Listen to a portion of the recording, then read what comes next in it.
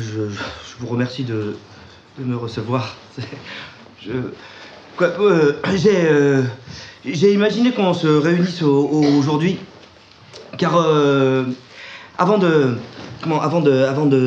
partir, j'ai trouvé qu'il serait important de... Enfin, le mot est peut-être un peu fort, Hercule, c'est pas... intéressant. Voilà, intéressant, disons intéressant. Enfin, je cheminais sur la route et je me suis dit que ça aurait été bien qu'avant de partir, je vous fasse... Oui, enfin, je suis arrivé au point, là où... Oui, ça va beaucoup trop vite si j'en... Non, avant de commencer, il faut que je vous pose une question franche. Pensez-vous être représentatif de la population française? Non, mais enfin, permettez-moi de vous observer.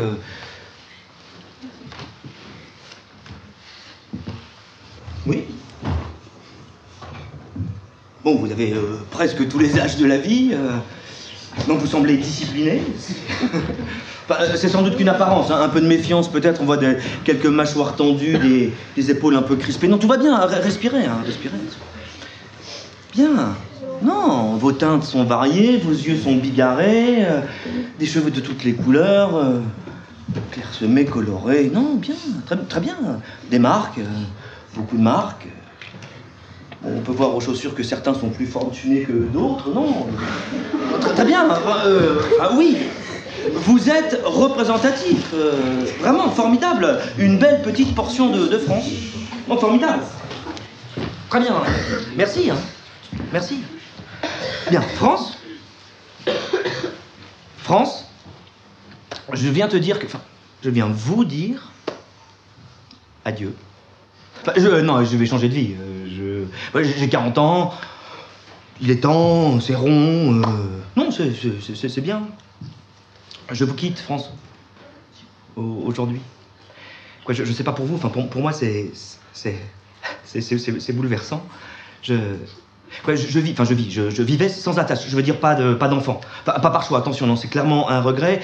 J'ai régulièrement été quitté, enfin séparé. Attention, non mais contre mon gré. Non, je tiens à le préciser à chaque fois. Alors si il y a bien une femme avec laquelle j'aurais vraiment pu imaginer que, sauf ce que m'a dit ma mère, et c'est pas... non, pardon, mais... Pardon, France, mais c'est... Non, mais c'est pas du tout le sujet, je veux dire, c'est pas du tout le propos, Non, mieux vaut voir le bon côté des choses, quoi, c'est que je suis libre. Enfin, libre, pas... Enfin, non, je suis arrivé au carrefour de ma vie, comprenez, au rond-point. Oui, c'est rond, c'est mieux, le giratoire central de mon existence. Quoi, il y avait plusieurs sorties possibles. Bien, j'ai tourné, j'ai retourné longtemps dans ma tête et j'ai choisi de m'engager sur la voie qui n'était pas fléchée. J'ai mis du temps à la trouver, la route de l'exil. Pour une fois, c'est moi qui quitte quelqu'un. Enfin, ça compense, sans doute. Oui.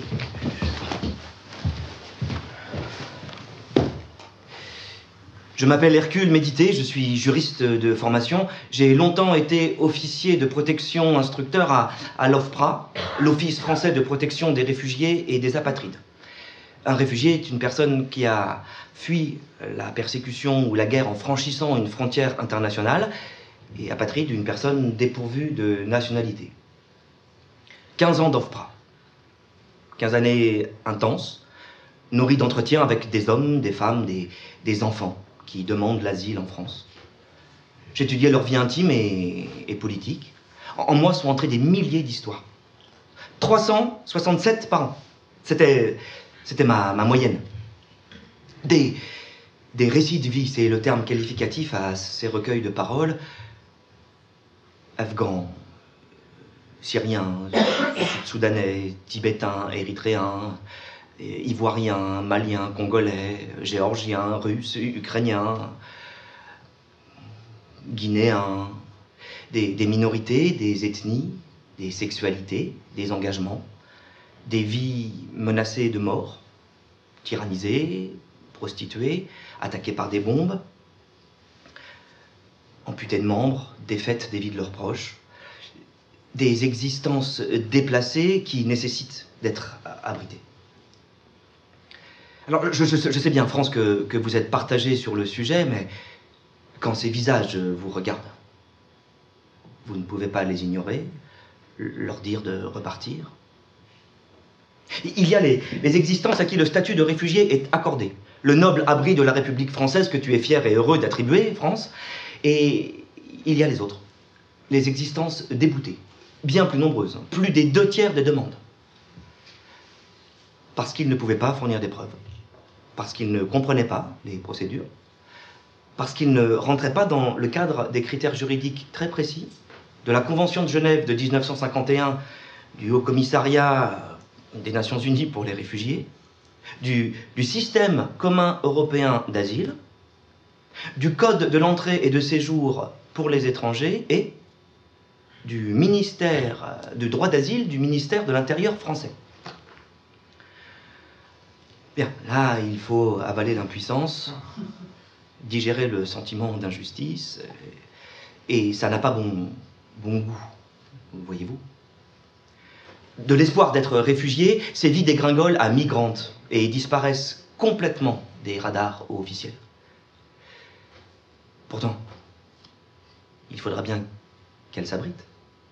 Et ce n'est pas un courrier de rejet de l'OFPRA qui les fera changer d'avis. Ce n'est pas une lettre impersonnelle d'une administration étrangère qui fera accepter à ces vies de gommer les sacrifices consentis pour leur exil. Ils déposeront une demande de réexamen.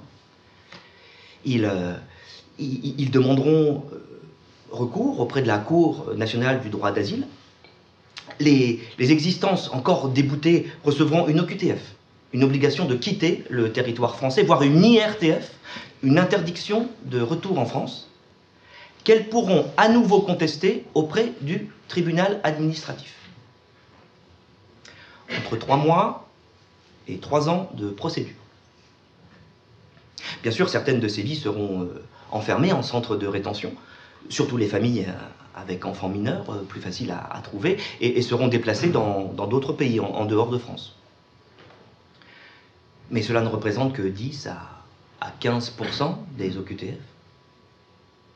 Les autres continueront à fuir dans d'autres régions, dans d'autres pays. Des existences pour qui vivre ici ne peut pas être pire que vivre là-bas. Comment voulez-vous les arrêter? C'est ainsi que j'en suis venu à penser que par nature, par essence, l'exil ne peut être considéré comme abusif. Quelle qu'en soit la cause, et quoi qu'on puisse entendre dans vos télévisions, France, il n'y a pas que la pire des peurs, la guerre, la torture, qui donne le droit à un être humain à un changement radical de vie. Il y a aussi la misère, la pauvreté insupportable. La demande d'asile paraît plus respectable que l'immigration économique. Les réfugiés en danger de mort seraient à ne pas confondre avec des migrants qui ne seraient quoi? Qu'en danger de misère. Le drame est moins important que le tragique. C'était ma mentalité de jeune officier à l'OFPRA, et la confrontation à la réalité m'a fait revenir sur ces certitudes, sans compter les nouveaux exils à venir dus au réchauffement climatique. À mes yeux, aujourd'hui, vouloir vivre et travailler convenablement est tout aussi digne que demander l'asile. Et celui ou celle qui a la force de s'exiler et qui y parvient, car beaucoup n'y parviennent pas, croyez-le bien, et il y a déjà là une forme de sélection, celui ou celle qui a la force de s'exiler est légitime dans sa demande de nouvelle vie. Alors je tiens à déclarer qu'en tant qu'officier de l'OFPRA, je suis toujours resté intègre, je veux dire professionnel, appliquant les directives, sachant débouter, ne prenant pas en compte ma compassion, me contraignant chaque jour à faire la part des choses entre mon empathie et le droit international public.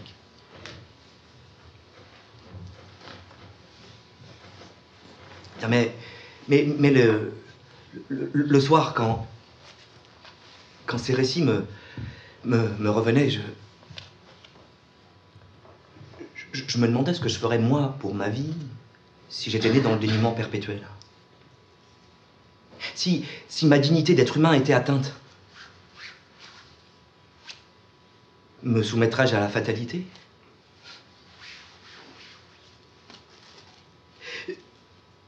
Ne faudrait-il pas que je me tire de là?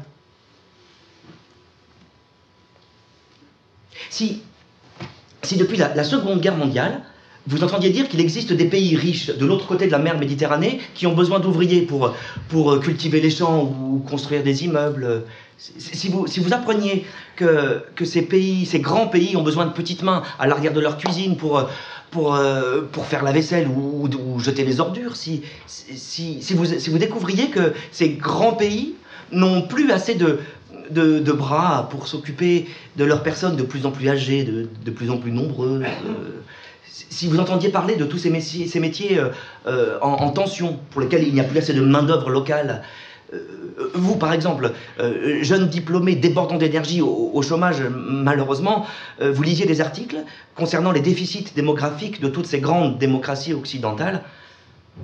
Bien, si tout ça parvenait à une de mes oreilles, tandis que de l'autre, j'entendais les gargouillis de faim du ventre de ma mère, alors oui, Francis, il est possible, il est fort probable que j'en arrive à quitter ma famille, mon pays, mon continent, que je trouve de l'argent, coûte que coûte, que j'en vienne à monter sur une embarcation de fortune et que je traverse cette mer au péril de ma vie.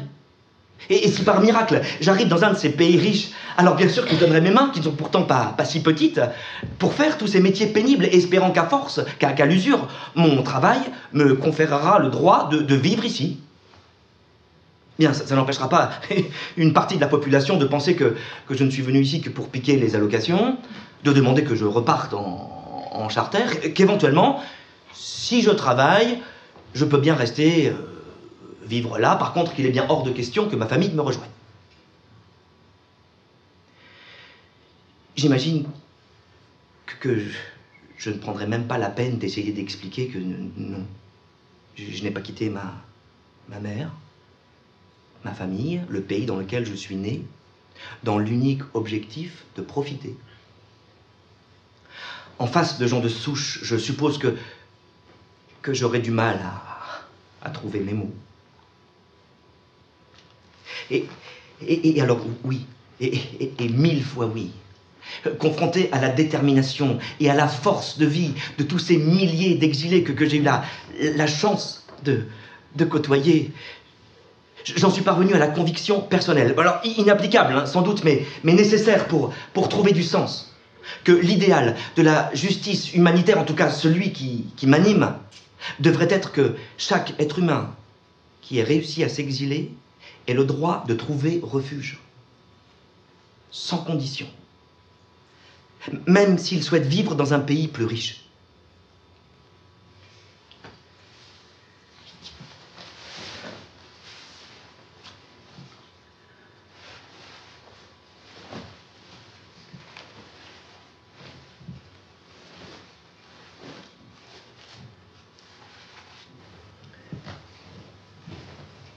Mes 10 premières années à l'OFPRA m'avaient fait devenir un solide abri humain. Je peux dire que j'avais une vraie écoute. J'accueillais tous ces récits au sein de ma considération, même les histoires les plus hors cadre. Et je tâchais de les accompagner sur la route de la légitimité.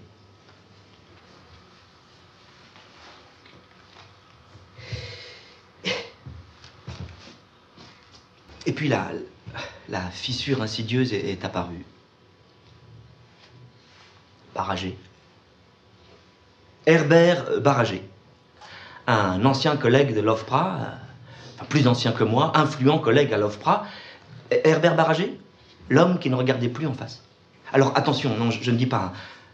Nous avons chacun nos petites techniques pour nous tenir à distance de tous ces récits choquants et bouleversants, c'est normal. Sauf que Barragé avait décidé de ne jamais regarder les demandeurs d'asile dans les yeux. À aucun moment. Il ne posait ses questions qu'à ses feuilles ou à son écran d'ordinateur et il nous vantait cette technique. Au point qu'à midi à la cantine, j'avais pas pu m'empêcher de lui poser la question. Pardon, enfin, excuse-moi, Herbert, tu peux vraiment demander à quelqu'un comment et pourquoi il a failli mourir sans le regarder.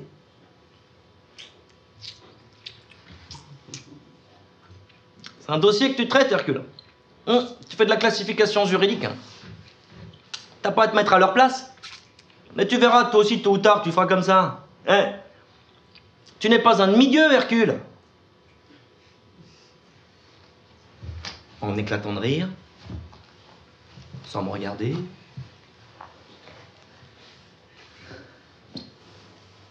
Je m'étais juré de lui donner tort. Mais les années passant, et puis au début, je ne voulais pas le voir. Et puis il y a eu cette séparation aussi qui n'a vraiment rien arrangé. Mais je me suis bien rendu compte que lors de certaines auditions, il y avait des yeux que j'esquivais, des regards que je ne parvenais plus à soutenir, des histoires que je croyais avoir déjà entendues, des visages que je croyais reconnaître. Je m'en voulais terriblement. Un malaise que je ne comprenais pas encore gagnait du terrain. Merci Herbert pour la contamination.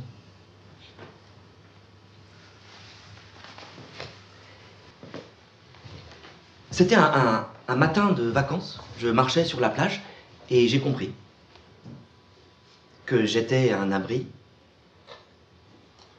qui menaçait de craquer. Que j'étais plein. Qu'il y avait trop d'histoires, trop de récits, trop de vie en moi. J'ai eu du mal à l'admettre, mais il était temps que j'arrête mon métier avant de devenir un fuyard comme Barragé et de ne plus considérer les demandeurs d'asile comme ils le méritent. Ah. Alors, je lis dans vos yeux, France, que vous vous dites qu'effectivement, dans ces moments-là, il est bien de prendre un peu de recul, faire un pas de côté, changer de fil, se tenir un peu à distance. Alors, je vous stoppe tout de suite, hein, c'est exactement ce que m'a dit ma mère.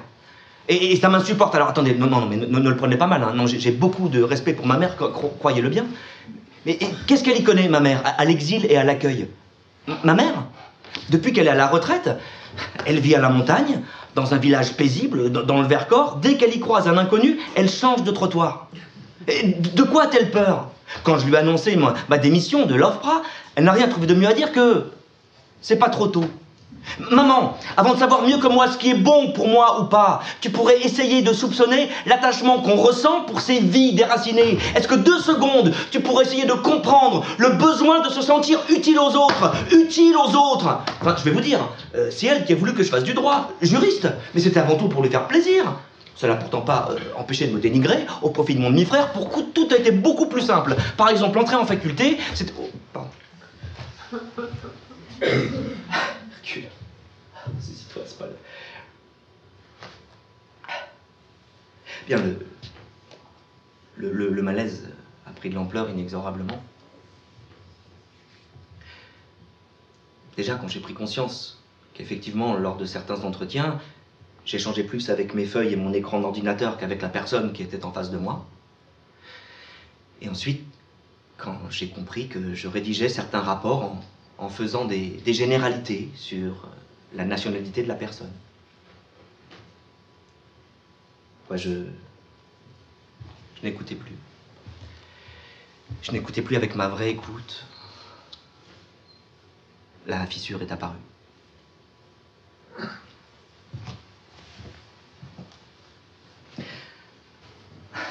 Un abri, c'est pas ça.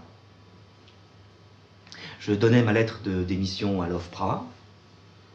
J'en tremblais.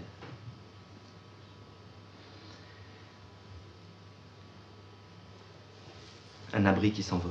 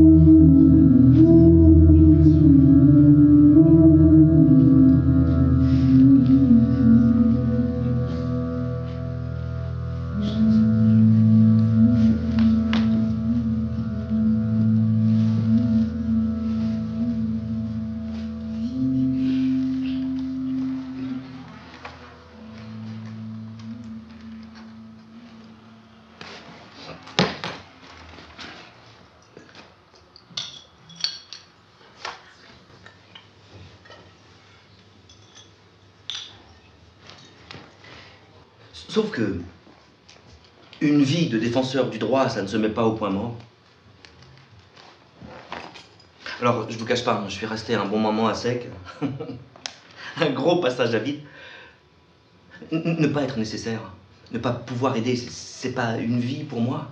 Il fallait que je reste en lien avec les demandeurs. C'est Laurence, une ancienne collègue de l'OFPRA, la seule d'ailleurs avec laquelle je suis resté en contact. Elle était inquiète pour moi.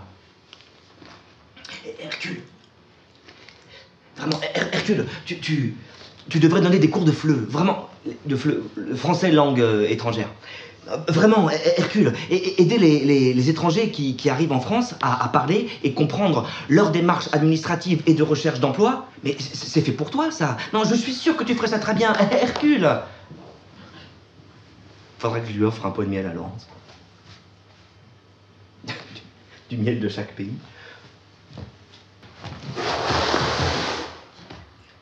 Je me suis rendu au centre socioculturel de la mairie, qui m'a mis en relation avec une association qui donnait des cours de FLE.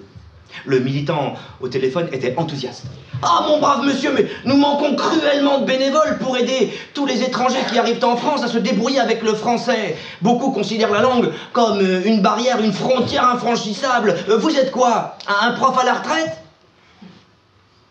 Ni l'un ni l'autre, c'est embêtant. Non, pardon, non, je voulais dire, est-ce que vous êtes compréhensif et disponible? Je suis militant du droit d'asile, au chômage. Oh, alléluia, bon monsieur. Bien, demain à 18 h, je compte sur vous. Comptez sur moi. Il y a quelque chose de bouleversant à apprendre à parler à des adultes qui reprennent tout à zéro. Bonjour, je m'appelle Hercule. Je m'appelle Hercule. Et toi? Je m'appelle, c'est mon prénom. Je m'appelle Hercule. Voilà. Je suis officier instructeur. Enfin non, pardon. Je suis au chômage. J'ai plus de boulot, j'ai plus de travail. Hein, c'est pas. Mais on peut parler des métiers. Est-ce que tu as un métier? On peut parler de son métier. Très bien. Bien. Aujourd'hui, on va travailler sur la vie. La vie life en anglais. The life, you know. Life, la vida en espagnol. Oui, voilà. Shengo, Alaya, Balkai. La vie, je vis, tu vis, nous sommes vivants. Alors, il existe beaucoup d'expressions avec la vie en français, peut-être vous en connaissez aussi. Donner la vie, par exemple. Donner la vie, donner. C'est accoucher, hein, donner la vie. Alors, on a l'inverse, on a.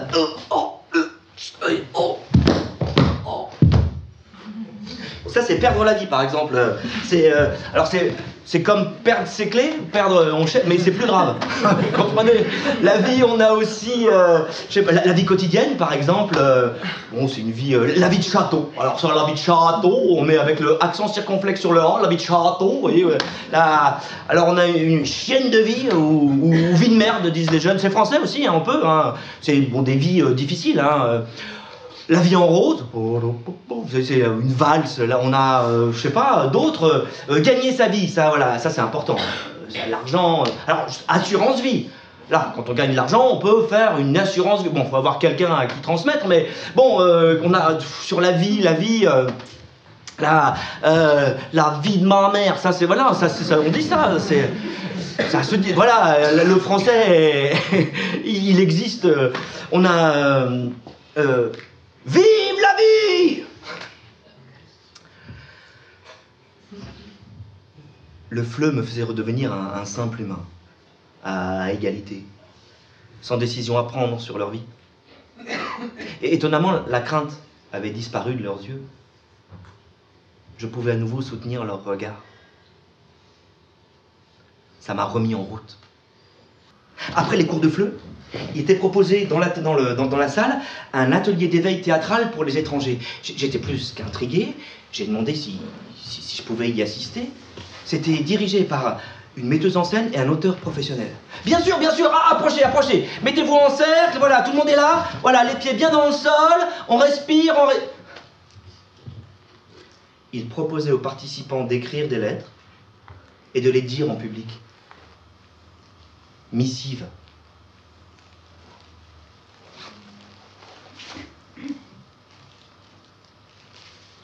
C'était le titre du projet. Des lycéens. Des lycéens électriciens, soudeurs, peintres, apprentis plaquistes, couvreurs. Et des hommes attendant à l'hôtel depuis des mois qu'on statue sur leur sort. Quasiment aucune femme, malgré les appels de la compagnie théâtrale. Des participants contents qu'on s'intéresse à eux, mais doutant de l'intérêt de leurs paroles pour le théâtre.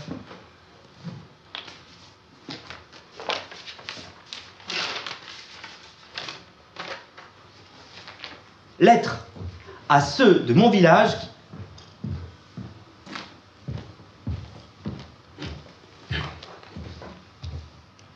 de là.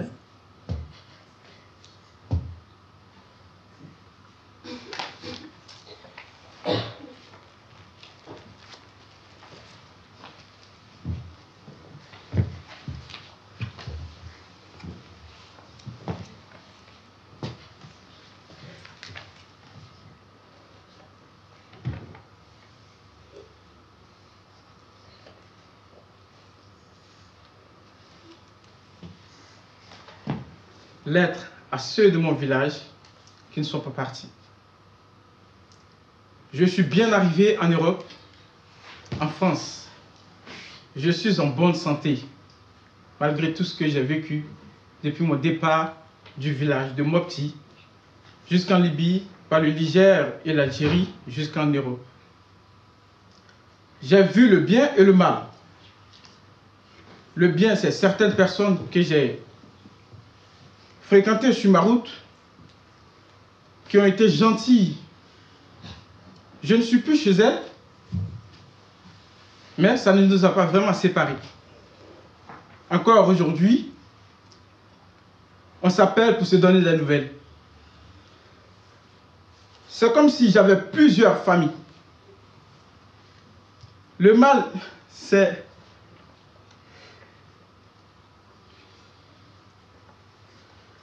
cette lettre est pour vous les jeunes de mon village, pour vous dire que la vie n'est pas du tout facile, même en Europe. Je dois vous dire que j'aimerais que les jeunes d'Afrique restent chez eux, car on a tout chez nous. Notre continent est le plus riche, mais je sais qu'il y a trop de bouches en Afrique. Quand tu es sur un autre continent, tu es un étranger, ta peau a une autre couleur. Un jour ou l'autre, je rentrerai chez moi.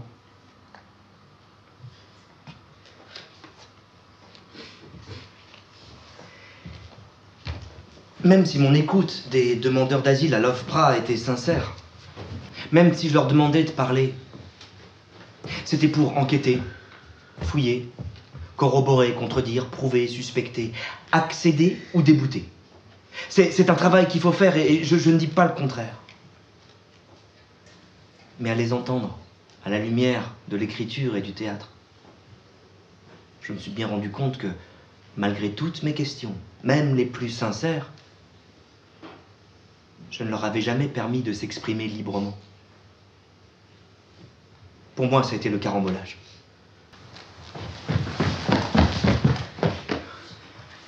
Lettre à mon avenir, pleine lumière.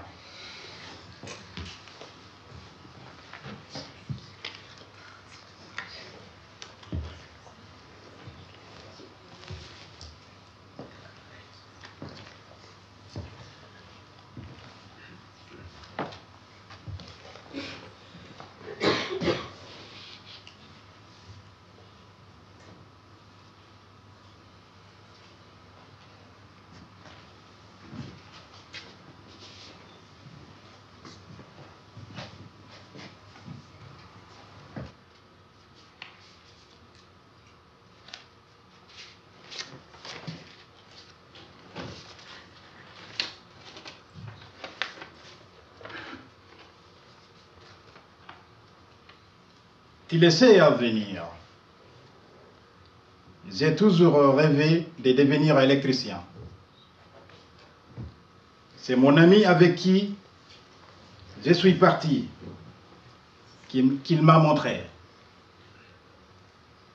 Maintenant que les convois nous ont séparés et qu'il est mort, je porte son métier. Tu verras à venir. J'arriverai. Tu peux me faire confiance. Il faudra que je fasse des études respectueusement. Aujourd'hui, mon lycée me soutienne pour réaliser mon rêve. À venir.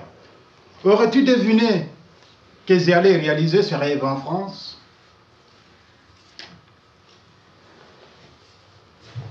J'aime l'électricité qu'il y a ici.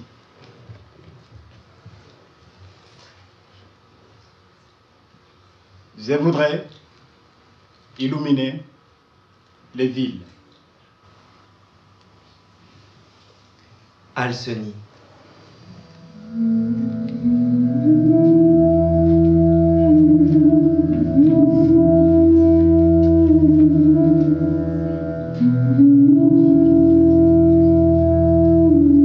Je vais porter ces missives dans les pays de leurs auteurs.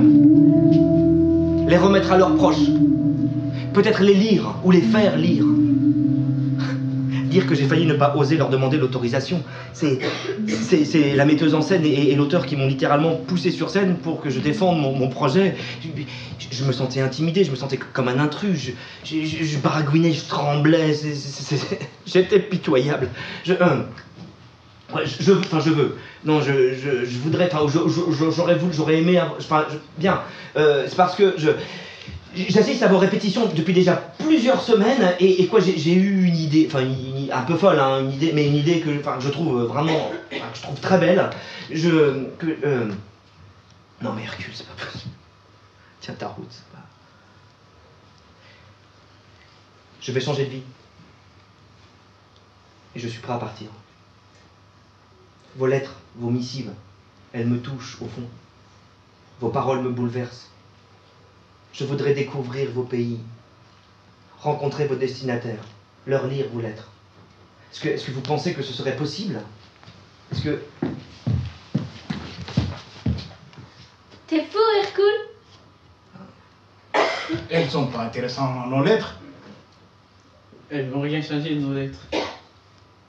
De mon point de vue, elles sont importantes. Au contraire. J'aimerais réparer ce qui est rompu, prolonger vos humanités, être un lien. Je suis parvenu à les convaincre. Ils m'ont donné des adresses sur toute la planète.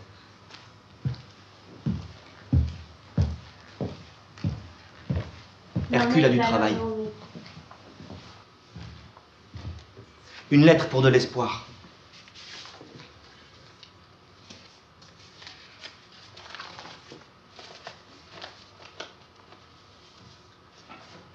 Je dois apprendre à survivre در کشور جدید با افراد جدید با زبان جدید. Dans un nouveau pays, avec de nouvelles personnes, avec une nouvelle langue. گاهی اوقات حتی اگر من در میان صدها نفر هستم خودم را تنها احساس می کنم. Parfois, même si je suis parmi 100 personnes, je me sens toute seule. Je suis loin de ma famille. من نمی توانم آنها را در اینجا پیدا کنم. Je ne peux pas les trouver ici. از زمانی که کوچک بودم در کشورم افغانستان با جنگیدن برای زندگیم بزرگ شدم. Depuis que je suis toute petite, dans mon pays, en Afghanistan, j'ai grandi en luttant pour ma vie. مشکلات وجود دارد اما مردم هنوز امید زیادی دارند. Il y a des problèmes. Les gens restent forts, gardent espoir. هر شب ما بدون زنده بودن روز بعد به رخت خواب می رویم. Tous les soirs, nous allons au lit, sans avoir la moindre assurance d'être en vie le lendemain matin. اما ما همچنان ساعت زنگ برای بیدار شدن تنظیم کرده ایم. Mais nous réglons toujours l'alarme pour nous réveiller. C'est ça, l'espoir. ما در حال برنامه‌ریزی کارهای بزرگی برای روز بعد هستیم. Nous prévoyons de grandes choses pour le lendemain. زندگی ما در وضعیت وحشتناکی قرار دارد. اما مردم همچنان به ازدواج و بچه دار شدن امید زیادی دارند. Notre vie est dans une situation terrible. Mais les gens continuent de se marier et d'avoir des enfants par amour. C'est comme ça que je grandis dans ce pays. به برکت همین امید است امروز حتی اگر دور باشم احساس قدرت می‌کنم. C'est grâce à cet espoir que je me sens forte, même si je suis loin. زندگی ادامه دارد. باید این گونه زندگی کنی تا حسرت هر چیز را بخوری. La vie avance. Il faut vivre comme ça pour ne rien regretter. خوشبختی یک مقصد نیست، یک روش زندگی است. Le bonheur, ce n'est pas une destination, c'est une façon de vivre. امیدوارم روزی دنیا به مکانی آرام برای همه چیز تبدیل شود. J'espère qu'un jour, le monde deviendra un endroit paisible pour tous. به طوری که هیچ کس مجبور به ترک کشور خود و عزیزان خود نباشد. Afin que personne ne doive quitter son pays et ses proches.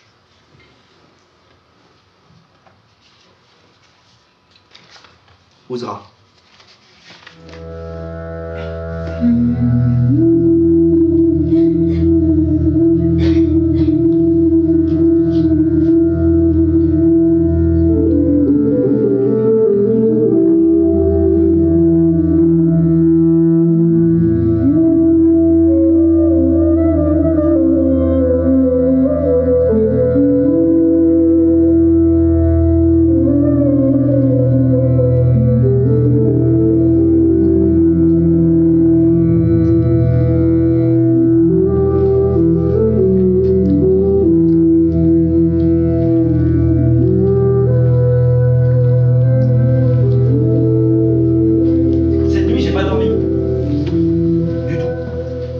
Un changement de vie, ça met en tension, non? 3h33. Je regarde la porte du four, la vitre, et j'essaie de retrouver mon visage quand j'étais enfant. Au lieu de quoi est apparu le visage de mon copain sri-lankais. C'était en CE1, je crois, dans les années 80. Il était au fond de la classe, il souriait tout le temps. Il était beau, avec les dents un peu écartées. La maîtresse lui donnait des dessins à faire, toute la journée. Je m'amusais avec lui, moi, le mercredi. Ma mère nous laissait le droit d'aller au parc, tout seul. Je me rappelle de son rire éclatant. C'est drôle. Je n'avais jamais repensé à toi, Illumalai. Mais je lui apprenais à parler le français. Et déjà en CE2, en CM2, je lui apprenais les pires gros mots. Il commençait même à prendre l'accent parisien. Des tigres. Des dizaines de tigres. Voilà ce que tu dessinais chaque jour. Il en avait partout. Sur sa casquette, sur son t-shirt. On marchait sur les toits en écoutant là-bas de Goldman, je sais pas. Et on mâchait des malabars. Et tout à coup, le four a affiché 4 heures. Et a rejailli toute la tristesse du jour où je suis allé sonner chez lui. C'était pendant les grandes vacances avant l'entrée au collège, et qu'une autre famille m'a ouvert la porte de son appartement. J'ai trouvé sur Minitel l'adresse de mon ancienne maîtresse, Madame Grunbaum. Je suis allé sonner chez elle en larmes. Elle m'a expliqué que la mère d'Illumalai avait fui le Sri Lanka à cause d'une guerre civile, parce qu'ils étaient de la minorité tamoule. Son père, lui, était resté là-bas pour se battre avec les tigres tamouls. Une guerre d'indépendance. Peut-être était-il retourné au Sri Lanka, peut-être essayait-il de rejoindre l'Angleterre ou le Canada. Elle ne savait pas.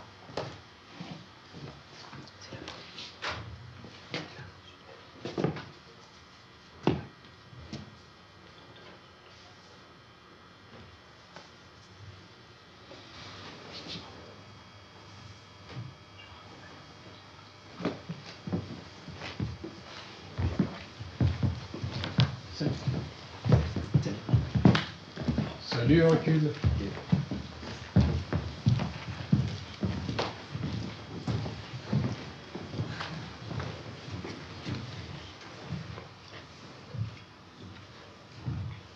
Si vous saviez comme vous avez changé ma vie.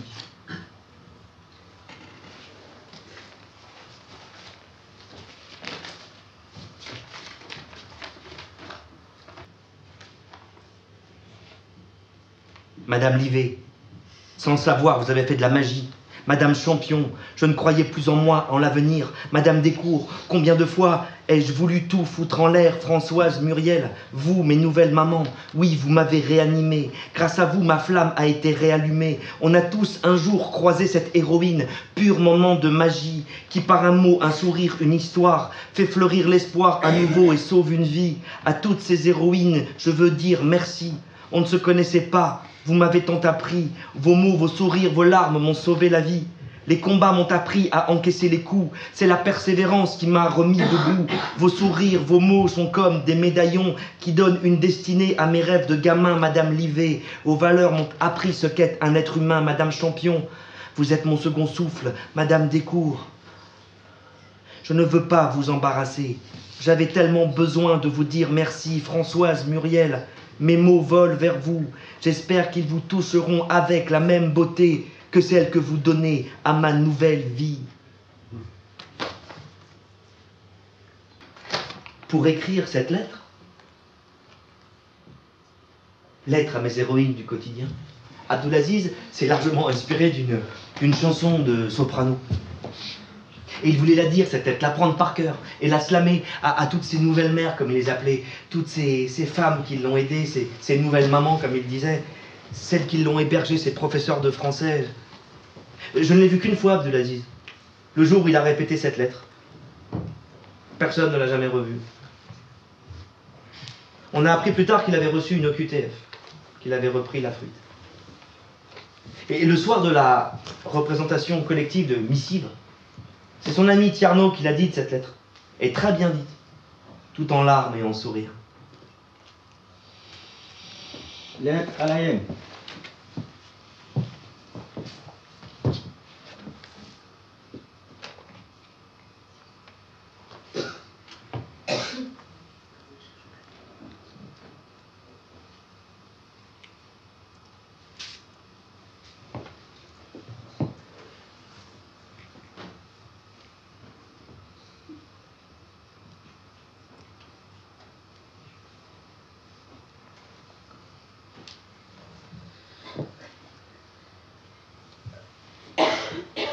Tu ne me mords pas à la haine. C'est mes 4 pieds. Quand j'étais en Afrique, je n'avais que 3 pieds.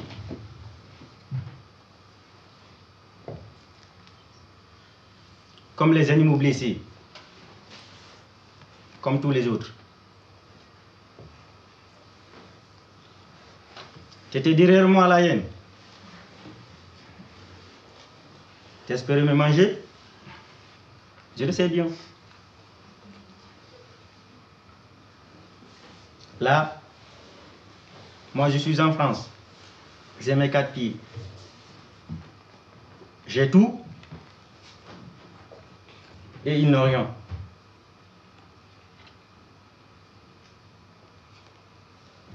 Je me suis préparé à ce voyage, sinon je serais mort sur la route.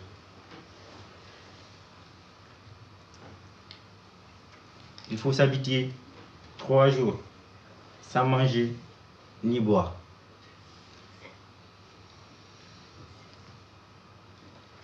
C'est ma grand-mère qui me racontait des fables à elle.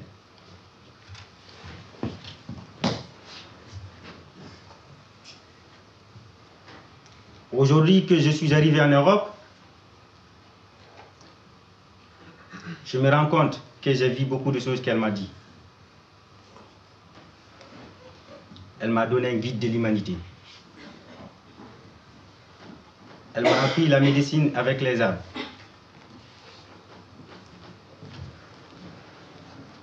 Sur quoi on doit faire attention. Je pense à elle chaque jour.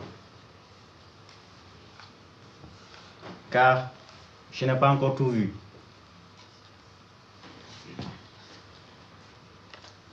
Je suis ici, mais je suis aussi en Afrique. Moitié de la journée ici, l'autre moitié là-bas. La famille, ce sont comme des arbres.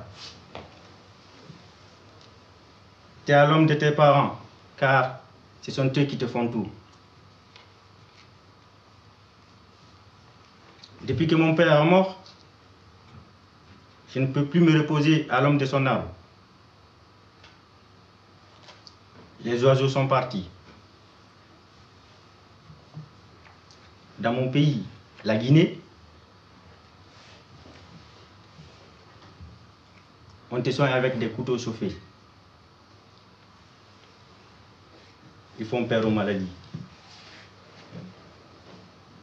Moi, j'ai 8 cicatrices sur le ventre. Des protections pour toute la vie. Je sais que tu me regardes toujours la haine.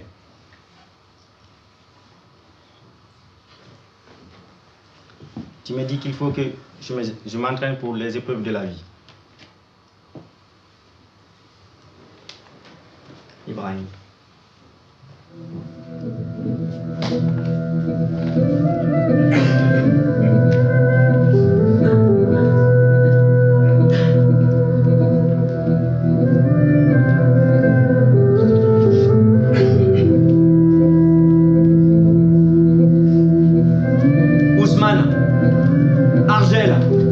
Afida, Adama, Ouzra, Tierno, Fatima, Abdel Salam, Mohamed Lamine, Sekou, Sédou, Ibrahim, Elou Malay.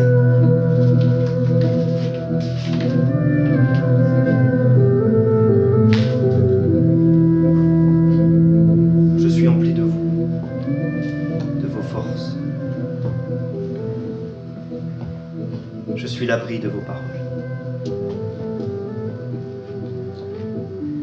J'annoncerai ton retour, Abdoulaye. Un jour ou l'autre.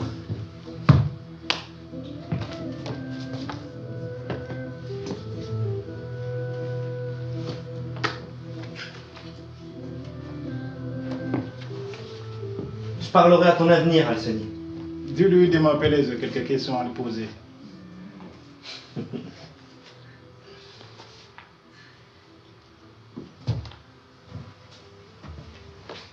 Je rencontrerai l'espoir, Ouzra. انعکاس می‌دهد و چشمانت را می‌سوزاند. Je ferai bien attention.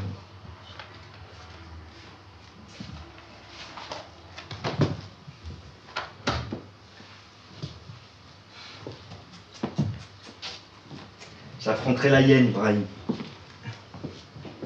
Surtout ne lui bave pas, souris-lui et avance.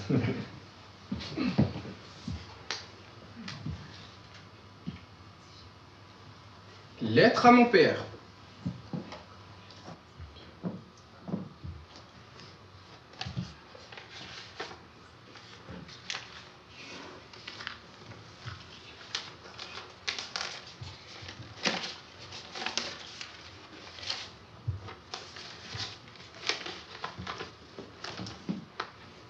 Mon père, tu m'as rendu bon humain. Tu étais agriculteur et tu étais capable de partager 1 franc avec 50 personnes, même si tu ne les connaissais pas. Enfant, je ne comprenais pas pourquoi tu voulais tout le temps partager avec tout le monde. Pendant le Tabaski, une fête pour les musulmans, chez nous en Côte d'Ivoire, on doit tuer un mouton que tu dois partager avec tes amis ou ta famille. Père, pourquoi tu partageais toutes les bonnes parties de la viande avec les autres et tout ce qui n'était pas assez pour les autres, tu me donnais à nous? Mon père, pourquoi tu me donnes les bas morceaux? Tu comprendras ça plus tard. Mais je ne comprenais pas. Dans mon parcours pour venir en Europe, au pire moment que j'ai vécu, quand j'ai eu la chance de trouver des gens qui m'ont aidé, j'ai vu ton image en eux, mon père, comme une récompense. Ils ne me connaissaient pas, pourtant ils m'ont aidé, comme toi tu le faisais. J'ai quitté ma famille quand j'étais un enfant. Mais je sais que je vais sentir toute ma vie que tu es à moi, mon père. Mon père, c'est quelque chose qui est trop fort et qui me permet de ne jamais oublier d'où je viens. Aujourd'hui, j'ai un appartement en France. Je vais bientôt passer mon permis de conduire. Aujourd'hui, je comprends, mon père, comment tu m'as rendu bonnement. Mamadou. C'est grâce aux bons humains que le droit d'asile nous protège. Toi, tu es comme eux. Merci.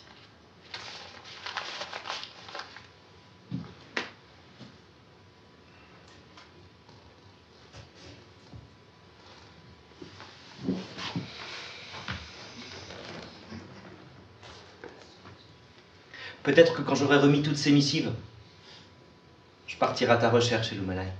C'est lui qui a ouvert ton chemin.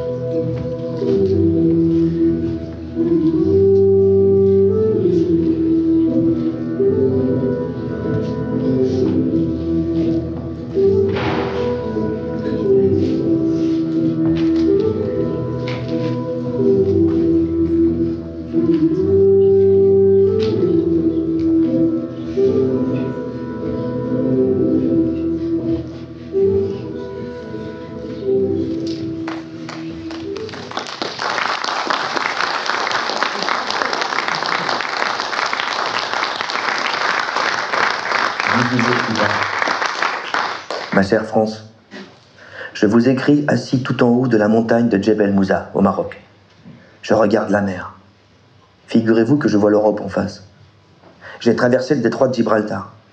Savez-vous que seulement 14 km séparent le Maroc et l'Espagne?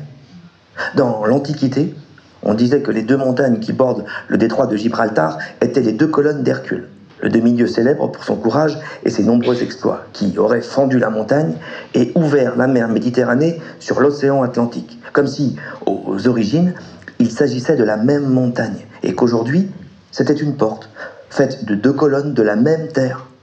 Le rocher de Gibraltar au nord, sur la rive européenne, et le mont Abil au sud, sur la rive marocaine, qu'on appelle aujourd'hui la montagne de Djebel Moussa. Je suis là-bas. J'ai franchi la porte. J'ai traversé. C'est le premier exploit d'Hercule. Je vais accomplir ma distribution de missives en commençant par l'Afrique. Puis je marcherai vers l'Est. J'ai tout mon temps. J'essaierai de continuer à vous écrire. J'espère que vous pourrez me lire. D'ici là, portez-vous bien, douce France. Hercule, méditez.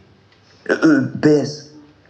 Je suis un peu gêné de vous demander ça, mais dans la précipitation, je n'ai pas annoncé mon départ à ma mère. Elle vit dans un charmant petit village d'altitude dans le Vercors. Est-ce que l'un ou l'une d'entre vous aurait la gentillesse d'aller lui remettre cette lettre et peut-être de lui expliquer pourquoi je ne viendrai pas cet été chez elle? C'est à la montagne. Vous feriez un joli voyage. Je vous note son adresse juste en dessous. Dites-lui que je l'embrasse et que je suis un exilé heureux.